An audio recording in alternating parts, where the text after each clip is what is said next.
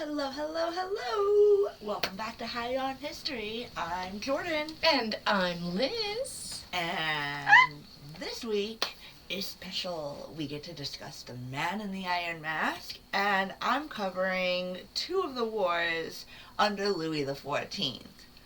And were we planning on just continuing with the trend of me going first, or did you want to go first? How are we going? Oh no, go ahead. I'm just gonna do my thing after you have done your thing. Okay, so might as well just stick with that routine. And before we jump in, a shout out to Green Health. Thank you very much for supplying our herbage. And are there any other shout outs we have? Shout out to Louis the XIV for giving us something to talk about. Yeah. Okay. So, quick recap. The Fronde and the 30 Years' War happened between 1648 and 1661.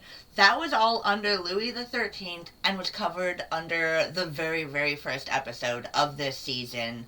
Specifically, it was under Liz's segment. She goes into detail a little bit about the 30-Year War. She talks about the Fronde. Fronde. Yeah. Oh, I forgot the R in it. Yep. That's why I was saying it wrong. It's okay. So upon Mazarin's death in 1661, 14 did not replace or appoint a chief minister, which again, that was also covered in Liz's episode. But he also ended up arresting Nicholas Fouquet, thank you, for embezzling, and this paved a way for a new administration, economic reform, and pretty much the absolution of the king's power. L'état, c'est moi. Ooh.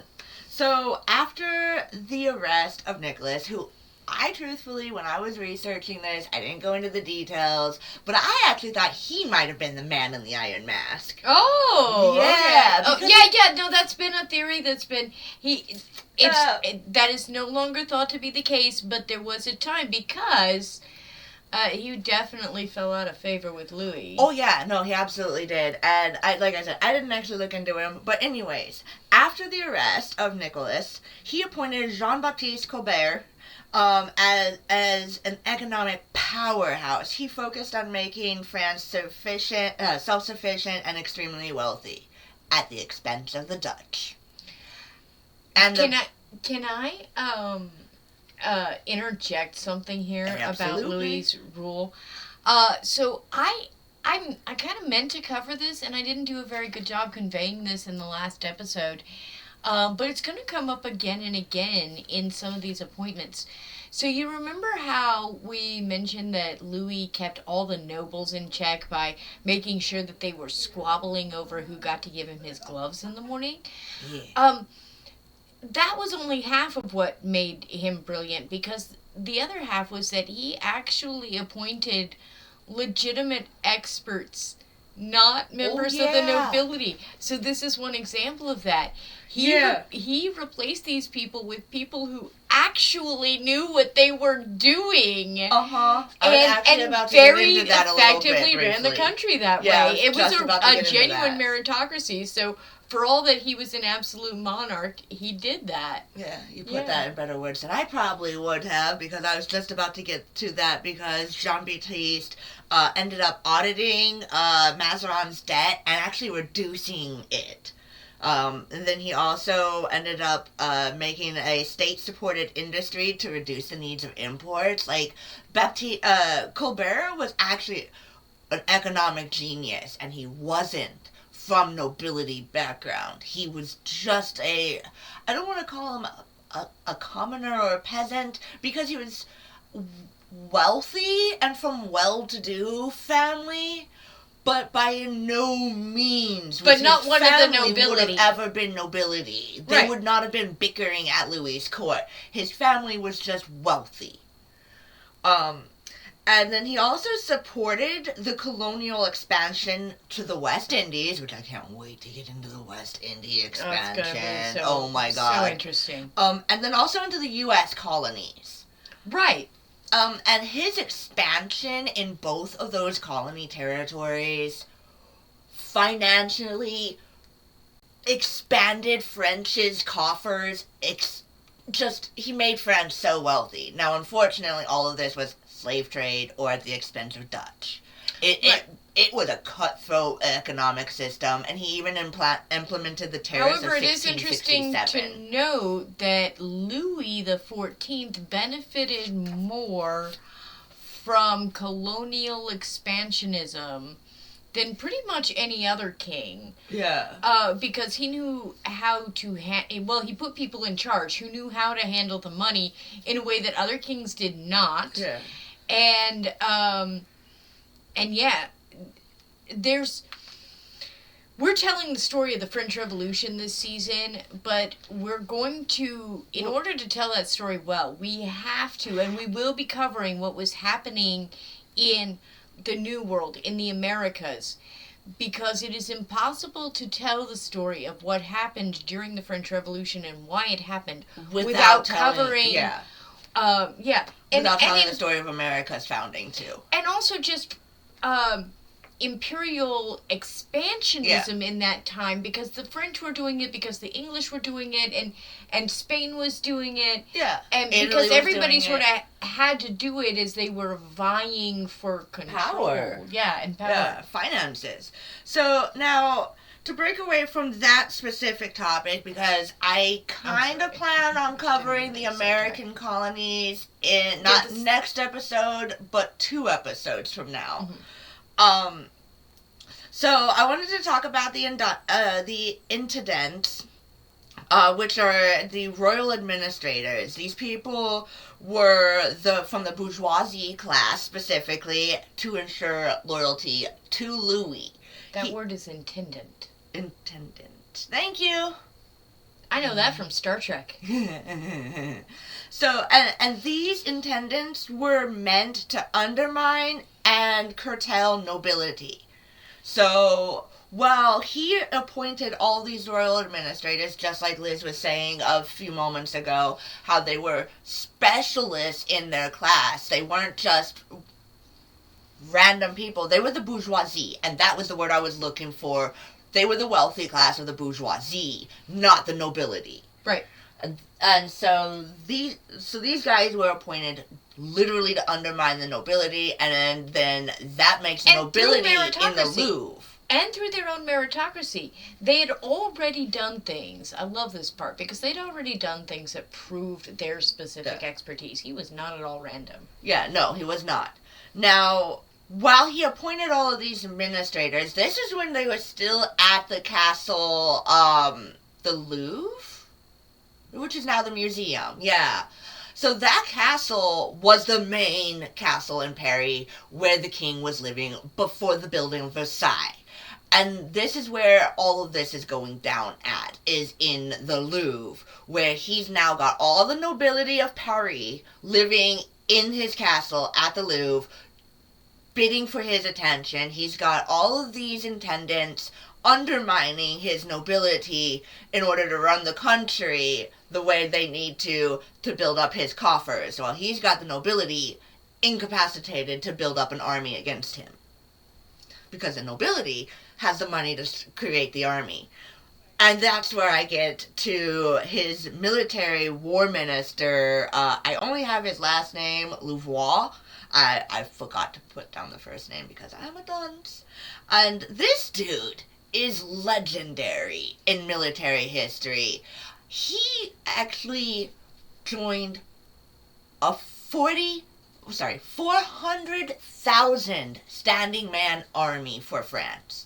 That was unprecedented, unheard of. And they were French. They were all French. They were French soldiers for the king, as opposed to these mercenary armies being gathered by each noble house. Which is what you saw everywhere else in the world. And at every moment prior.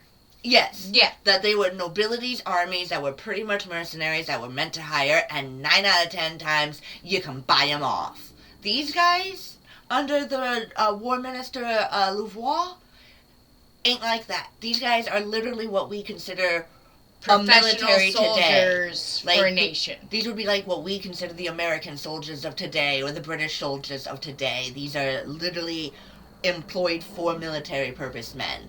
And they are legendary. They are standardized. They are one of the most powerful forces at the time, too. And their sole intention was to disrupt the Habsburgs. Yes! Let's stop that bloodline. Filled with. Everybody What do we do about the Habsburgs? Everybody goes after the Habsburgs. Off with their heads.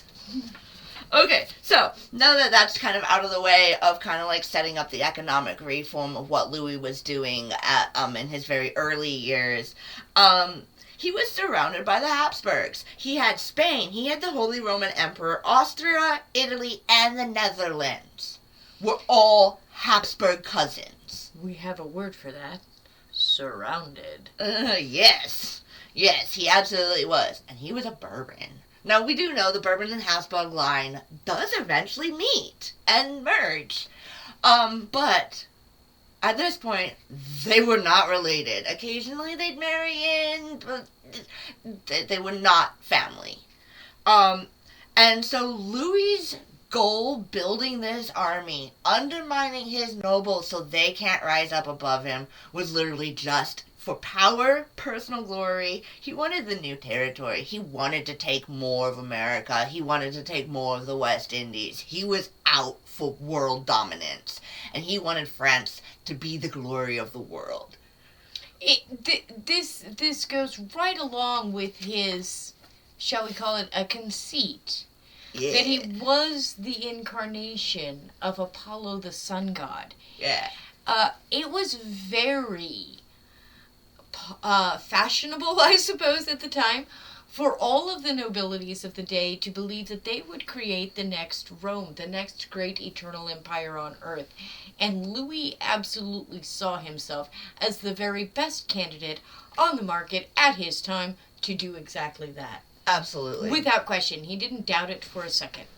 So, Voltaire, which I can't wait I think we decided when we start talking about the mistresses of Louis the XV, we're going to break out to Voltaire. We're gonna have to talk about Voltaire and Rousseau, yeah. Yeah. So when we start talking about the mistresses of the 15th, expect a Voltaire episode, as well as a Rousseau segment. But anyways, Voltaire says about Louis XIV, he did not separate his own glory from the advantage of France. Every king who loves glory and loves the public good. It's true. It is true with Louis, at least. Louis XIV, and I'm not saying there wasn't a bunch of cruelty in Louis XIV's France, because there was. But whereas at some times in history, cruelty is the literal point. Yeah.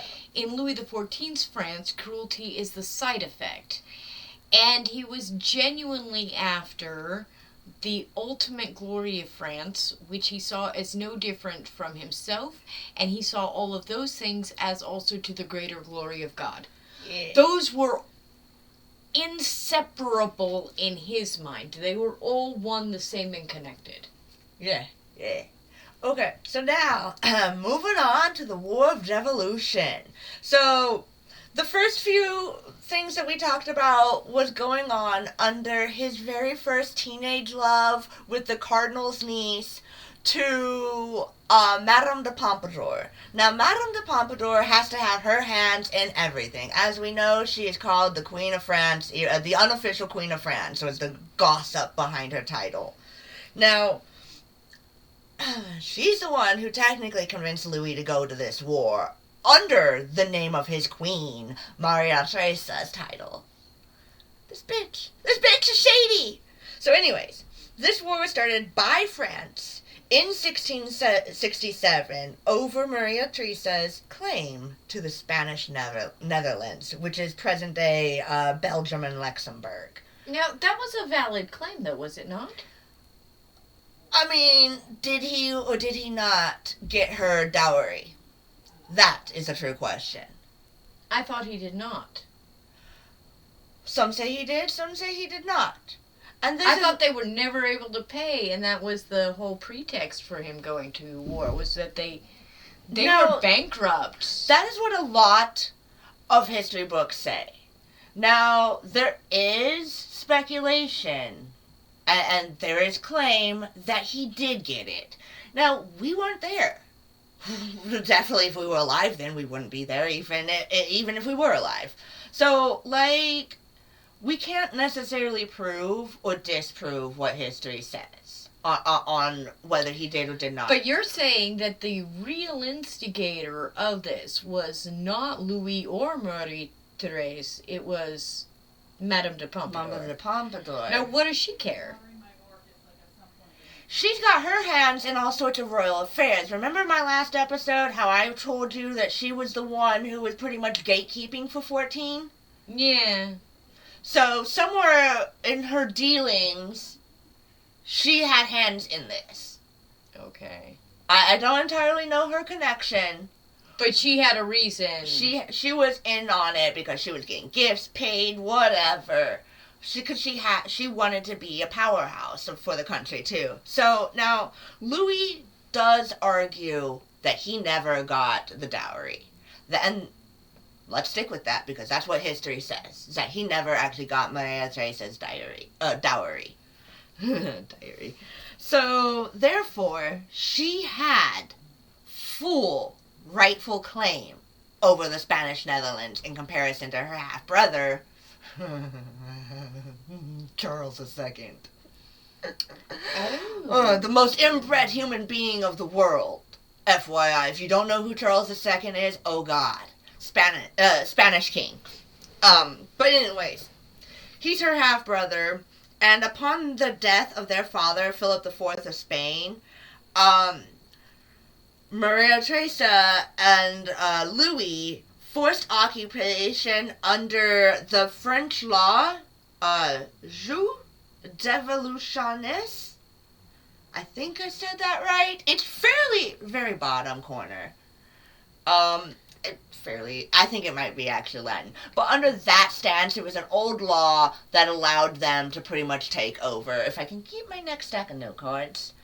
That this actually created the very first triple alliance between England, Spain, Sweden, and the Dutch Republic, and it was to halt the French expansion in order to keep a balance of power. So they just didn't want the French to get the Netherlands because France was expanding, and it was getting very rich in the New World. Yep. So they just and they're like, oh no, we gotta stop these Bourbons. Yep. They're gonna be as bad as the Habsburgs. And this ended with the Treaty of the Aix-la-Chapelle.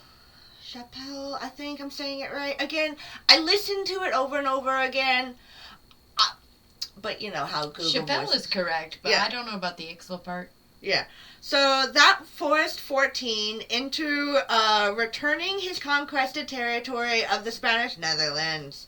And he was only allowed to keep a few of the border towns. And that war literally ended a year later in 68. So just like, okay. Yep. So Louis felt humiliated at the Triple Alliance, and the Dutch Republic was viewed by Louis as an obstacle and ungrateful for the French's aid. Which, I mean, the French didn't really help. They just kind of like, fuck you, we're taking over. But whatever. So Louis ended up systematically, I mean, this dude goes in the way Hitler went through Germany. Like, he systematically dismantles all of the treaties of the Triple Alliance. Oh, dude, this gets juicy, because I'm about to go through all of it. So now we have Louis with the secret treaty of Dover. And it paid off, and then they also paid off Sweden to be neutral. But the secret treaty of Dover was on June 1670 with Charles II of England. This is a different Charles II. This is not the same inbred imbecile of Spain. No, this is Charles II of England. Yes. And he basically got England to agree to attack by sea and by land because England had the most powerful navy at the time. Like, they were the seafaring captains of the trade. And they were in competition with Spain. Yeah, and they were. So this made England abandon the Triple Alliance due to needing finances. England has gone broke, And France is like, hey, we're making a shit ton of money, so here, I'll pay you off if you join me in the war now, because I'm going back for seconds. And to be this this is the treaty, by the way, that's in question. If any of you have seen any of the Three Musketeers stuff, you'll notice that part of that story centers around a secret treaty. This is it. This is the secret treaty that story revolves around. Oh, that's cool. I didn't know that. Yeah. That's cool. Okay. So, anyways, after the French supported got the support from Charles II, that was going to also they were also going to support France in the succession for the Spanish Succession War that I will talk about in 2 episodes from now. Leading up. So this was a direct cause, like the secret treaty is a direct result, a direct cause to the Franco-Dutch War and the Third Anglo-Dutch War. So, no, wait, it couldn't have been, because that was under Cardinal Richelieu. I'm wrong. I was wrong. It can't have been the same treaty. So, the Franco-Dutch and the Third Anglo-Dutch War happened between 1672 and 74 for the Franco-Dutch War, and 1672 to 1678 for the Third Anglo-Dutch War. The Treaty of Dover made the Third Anglo and Dutch War a sea-bound battle between England and the Dutch, where England got their asses handed to them. They're supposed to be one of the most powerful navies in the world, but for some reason the Dutch had this admiral that just walked the ocean over them. Oh, wow. Oh, yeah. England had to pull out because of how many losses they had. Oh, wow. Oh, yeah. So this guy beat the English Navy.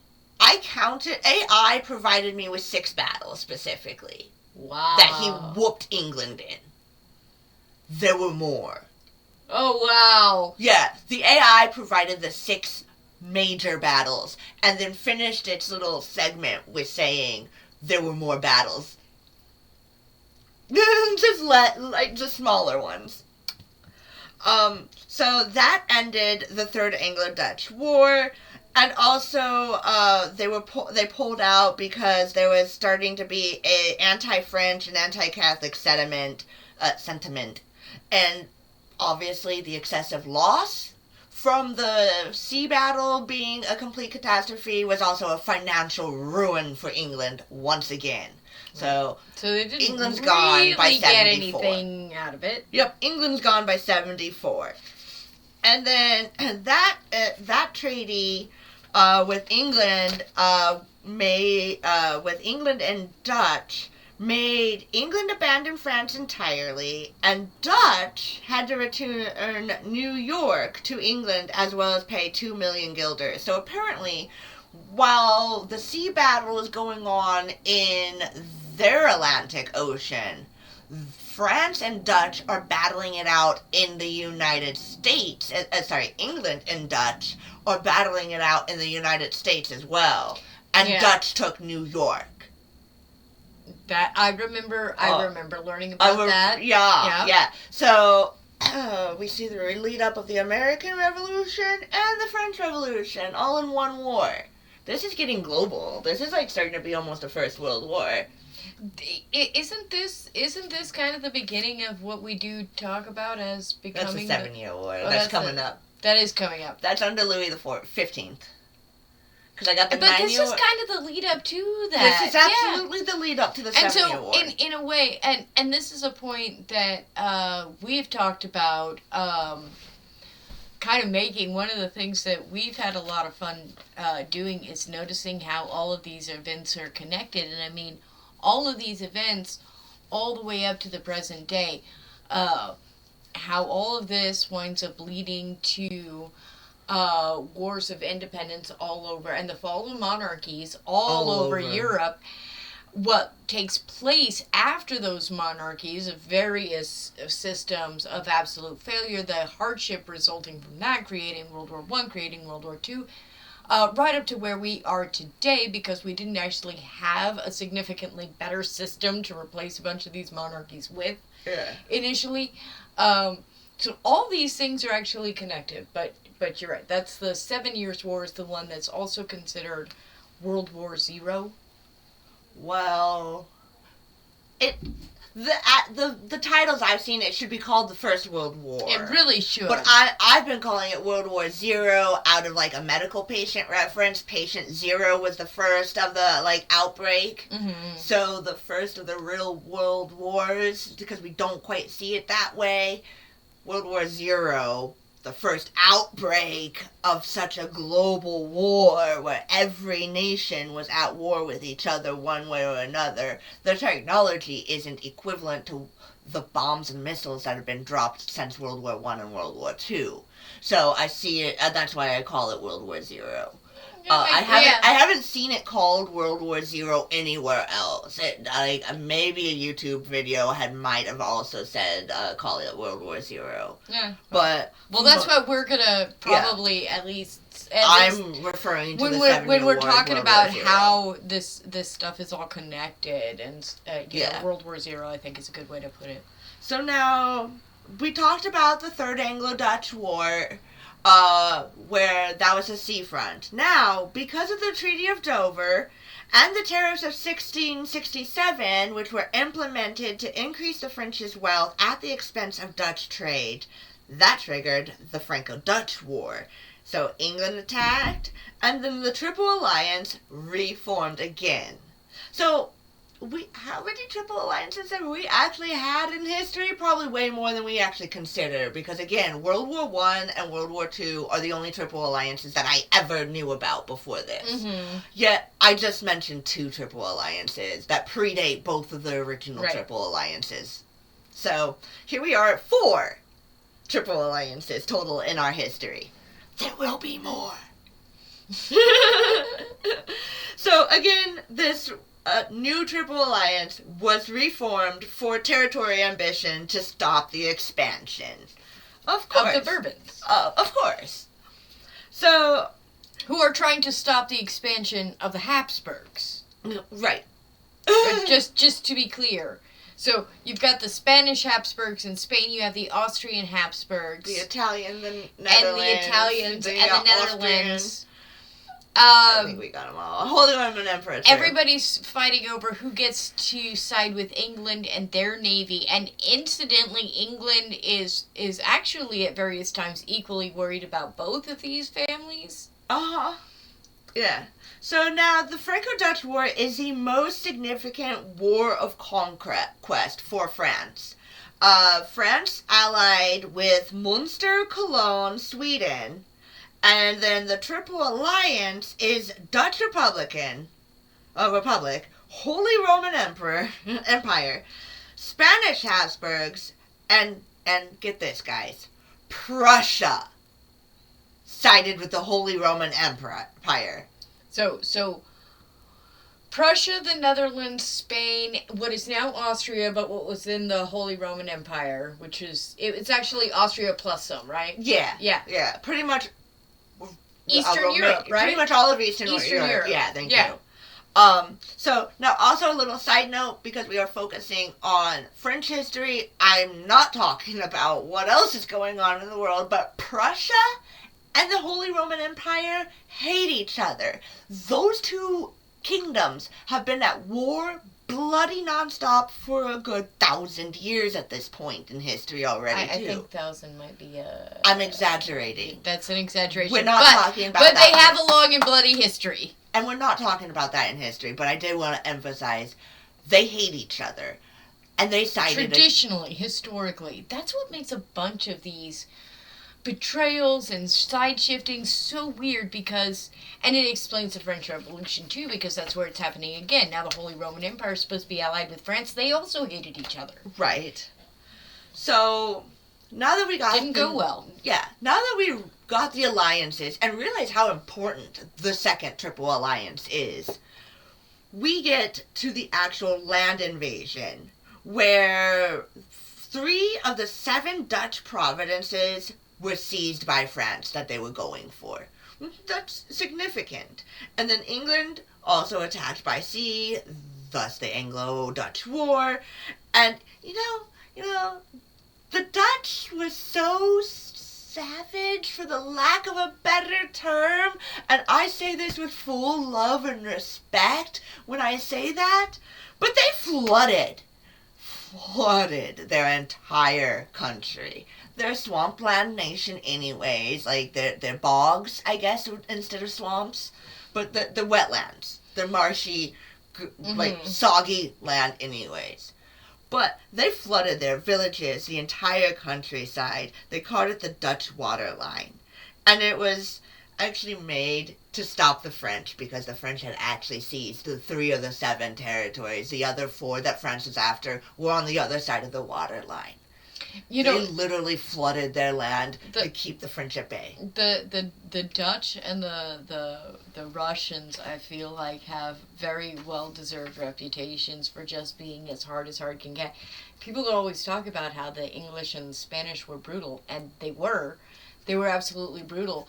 And then somebody, at the back of the room goes, and then there were the Dutch, and then there were the Russians, and you're like, oh yeah, no, wow, extra. I mean, I absolutely love Canada.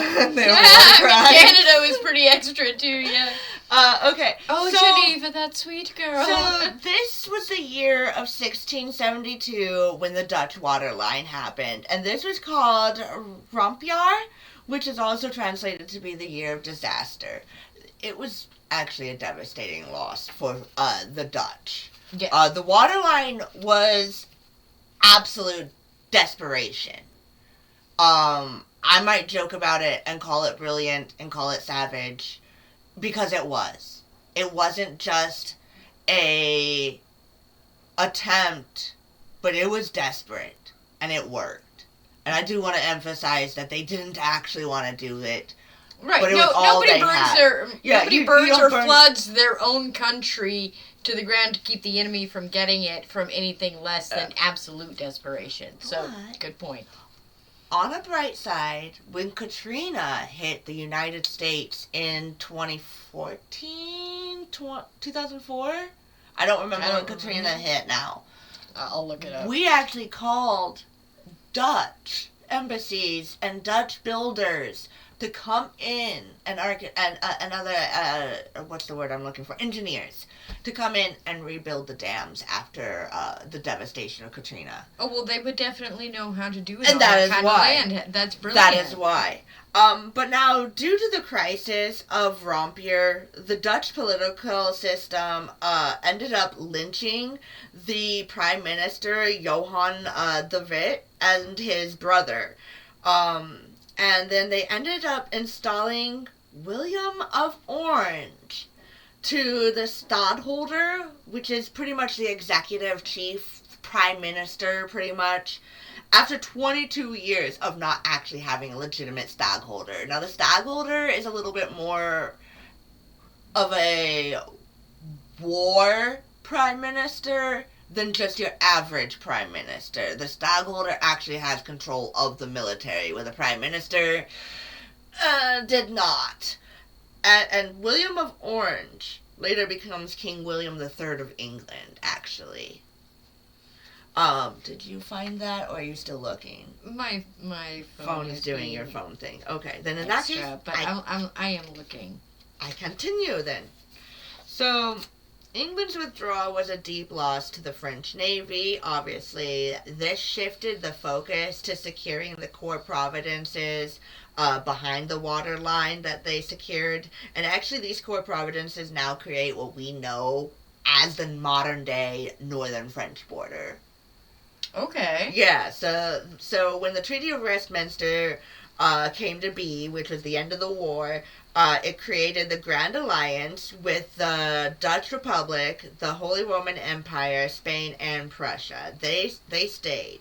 Louis focused on Spanish Netherlands, the Rhine River, and the French Comté, as well as the multiple... So this is actually one of the only wars that ever played out in any history for a blitzkrieg to work. Louis had the failure at the ocean with England going on, and he was battling on land. And two battlefronts, as we have seen, has never played out, except in this moment, because the Treaty of Westminster granted Louis all of his land that he took. Ah. Yeah. It was signed in the city of Nijmegen. Sorry, I am not Dutch. That is another language that is extremely difficult for me. And that ended the Franco-Dutch War entirely. And it ended all other related European conflicts as well that were going on. So that means it ended the Holy Roman Empire and Prussian conflict. That ended, oh god, there was so many conflicts actually going on. I can't remember who was at each other's throat.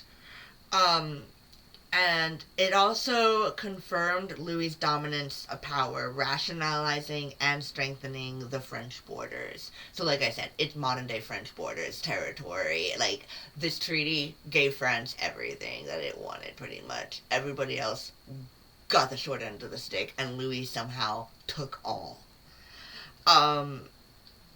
Yeah, the Dutch 2005.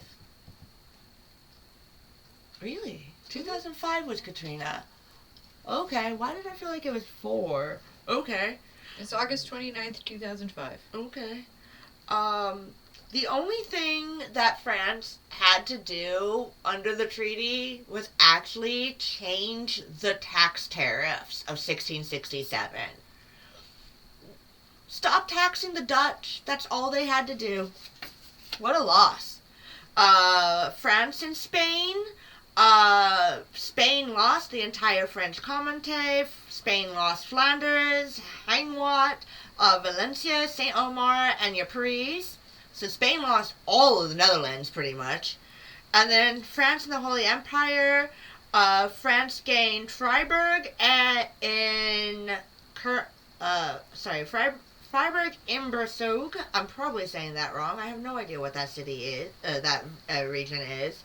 And as well as various other secessions of the Rhineland that consolidated the Holy Roman Empire's position in Alsace as well.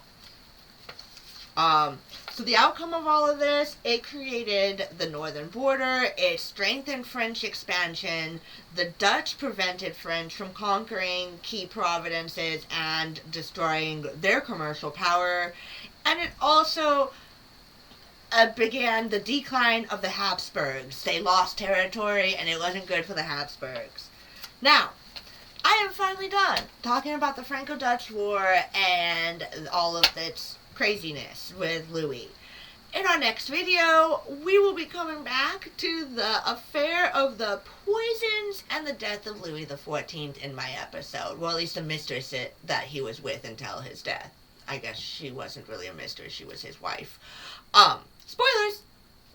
Now, I had mentioned, I had thought Nicholas Fouquet was the man in the iron mask, but you, my dear, actually have the story on that. I do. So, first, spoilers, I'm going to unmask the man in the iron mask. Woo! But also, beware, that is not by a long shot the end of the mystery. Oh gosh, this mystery will be a lifelong mystery. Yes. An eternal mystery. An eternal mystery, and here's why.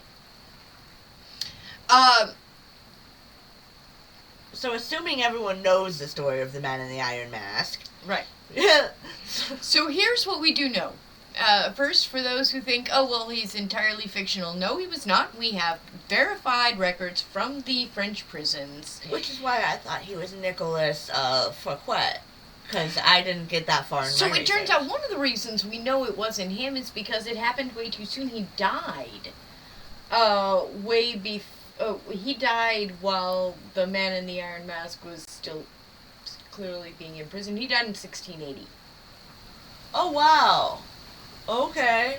So, yeah. So he died way too early. And it turns out that's pretty much the case with the Italian. There was an Italian guy, Martoli, and he was arrested by the French for espionage and so forth. He also was considered a likely candidate to be the Man in the Iron Mask, but he too died too soon. But we will get to why people thought that, and it has to do with the mysterious circumstances of the real prisoner's burial, which isn't until 1703. Ooh. Okay. So it turns out that the Man in the Iron Mask, no more ado, is a valet by the name of Eustache Dauger. So he's a carriage dude? Well, that's a footman. A valet is like a personal manservant. Oh. Yeah. So he was extremely close to the king. Well, I Or didn't somebody. see it mentioned that he was the king's valet, but he was a valet. So he was a valet to someone important. Oh. And so this is our first indicator that the Man in the Iron Mask was less about anything this person had done and more about what they knew. Yeah, right. So let's dispel something. The first, I think the most important thing to dispel about this story is the notion of an actual Iron Mask. Yeah. It appears that he wore a face covering, a velvet mask, or some other veil or face covering most of the time. There may or may not have been an iron mask used for some kind of ceremonial events. But any pictures that you may have in your head of some horrible iron cage around this guy's head 24/7, that's not the case. In fact, it doesn't actually appear that he was even required to wear the mask 24/7. Just during only transport. When people were going to see him.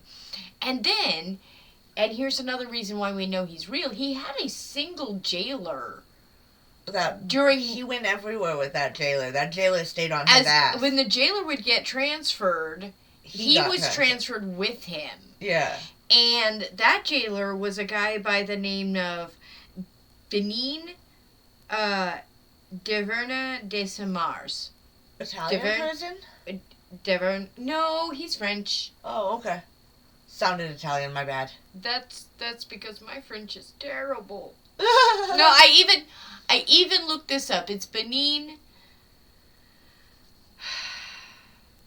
Dauver de Samars.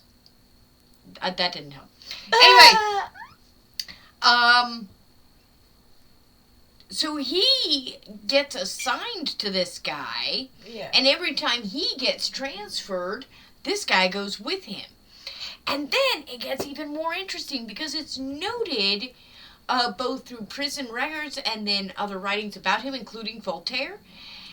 He was treated pretty well. Right. He was not housed with other prisoners. He was not starved. He was not beaten. He wore nice clothes and he ate good food. He definitely ate better than any of the other prisoners. So he's not tortured in any way. Not really, other than the fact that he is not allowed to talk to anybody. Nobody is allowed to talk to him. And he has to wear this mask. If anybody's going to see him at all, that includes the guards. So nobody knows who he is in his time, and he's not allowed to say a single thing. The fact that he doesn't, in the story, he doesn't seem to try to say a single thing, and there are stories that say he was very resigned to his fate.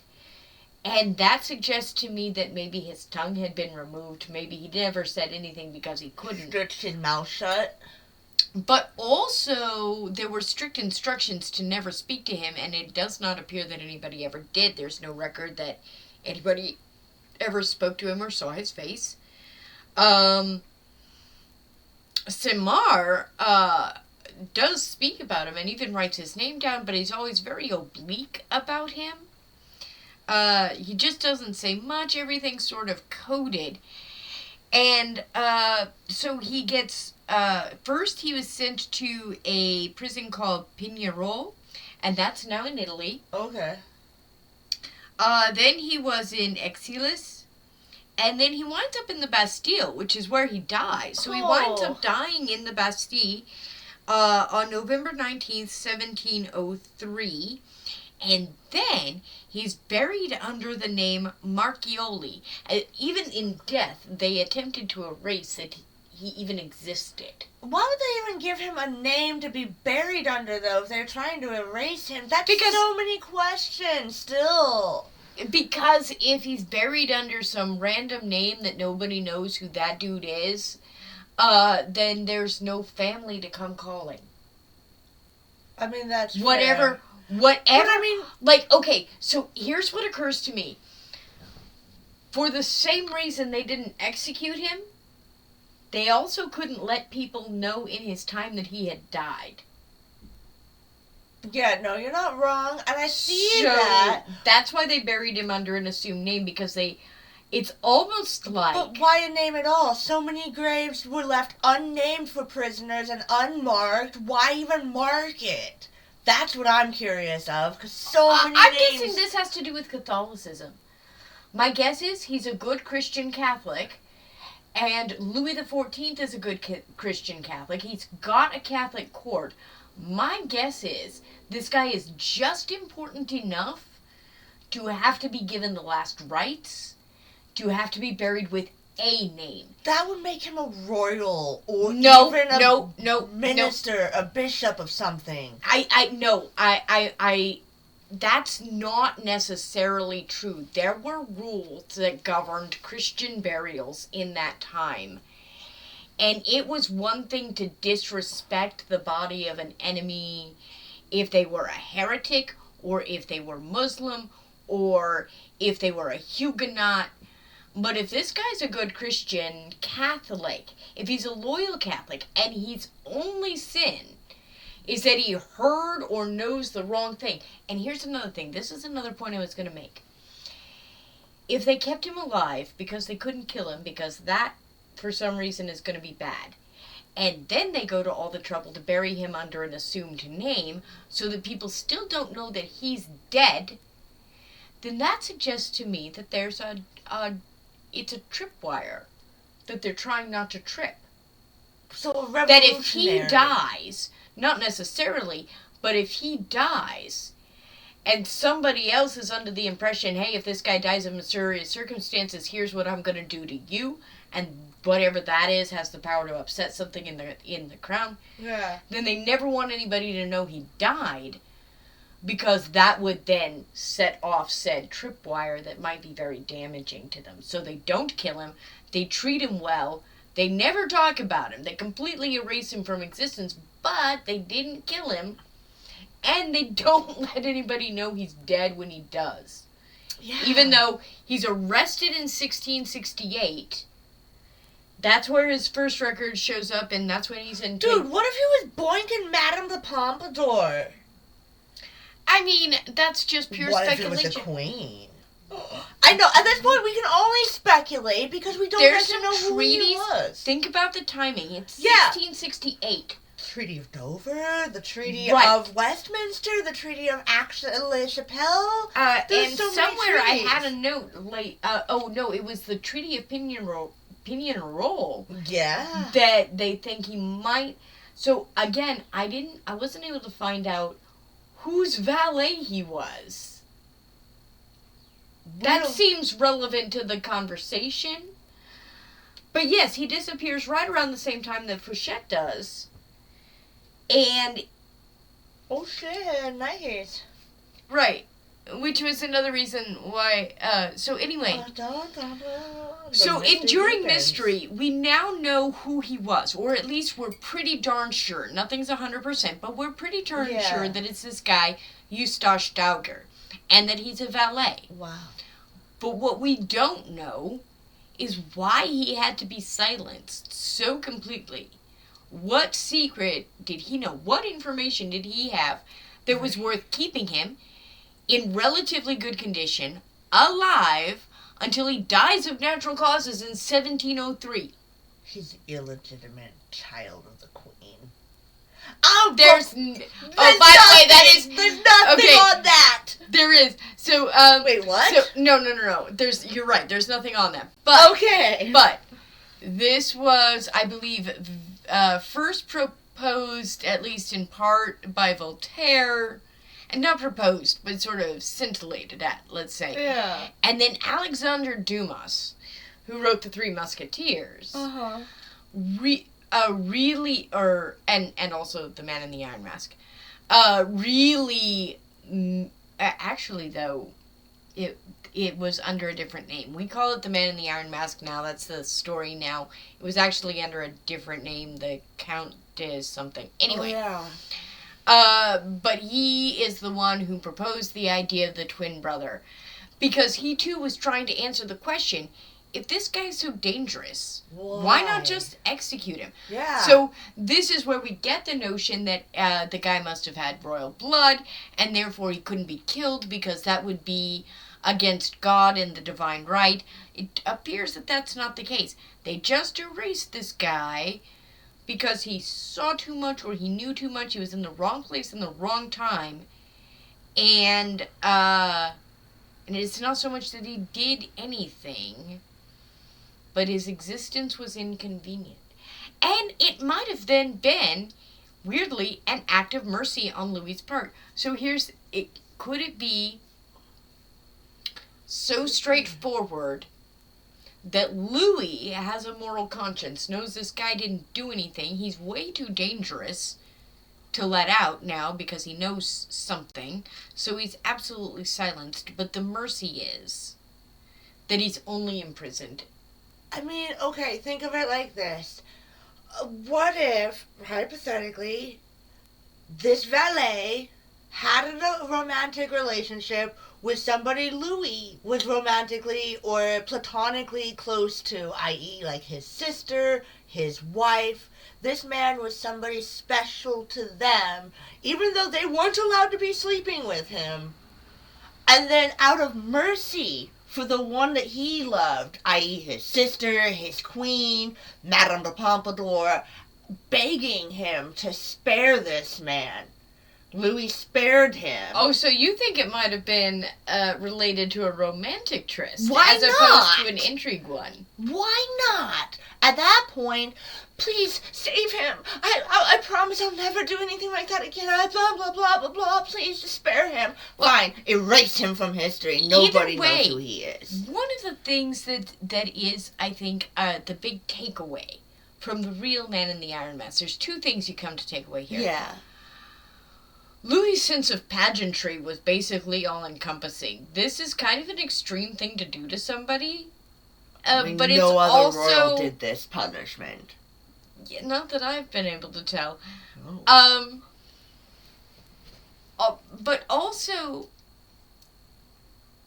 Louis did not see himself, and I don't think people around him saw him as a particularly cruel man. No, he wasn't. He was an efficient ruler. I come away with this, even though, like, when I was looking it up, and I also consulted the AI, and the AI tried to characterize it as total erasure and yada, yada, yada. And yeah, it's that, and it's controlled through total erasure. But I come away with this seeing a little bit of Louis' the Catholicism that kind of takes him over later in life. I think this was mercy on his part, or at least an attempt at it. And that's why I speculate, this is my own personal theory, the romantic interest. Why couldn't there have been a woman that he loved having an affair with somebody they shouldn't have been with, and on mercy for the one he loved, granting that person mercy? But even if it wasn't, how is it the fault of the valet if he winds up finding out a state secret because a noble was careless? Like, because you can't how do execute you a noble. punish? Well, yeah, but how do you take care of the valet? How do you fix that problem? Lock the valet up. Lock the Just valet kill up. the goddamn valet, though. Except not under certain circumstances. And Louis, I think, saw himself as magnanimous and magnificent. He had multiple opportunities for personal revenge against his enemies, where he could have executed nobles and all kinds of people who had risen against his father. He doesn't, like so many kings before and after him, he does not go on some bloodbath rampage. No, he literally makes them fight for his attention. And his wars are all out there. It's not glorious, in French Kingdom, but not. So I think that this was weirdly an act of mercy because he couldn't have the guy around. But also, how do you punish a man who didn't do anything wrong? It's literally a victim of circumstance, and I think Louis got hung up on that question. And we'll never know. And we will never know. That is all speculation. Because that is the enduring mystery, the final enduring mystery of the Man in the Iron Mask. We have no idea why it happened. We can only guess. But we are now pretty sure that it was this guy, Eustache Dauger.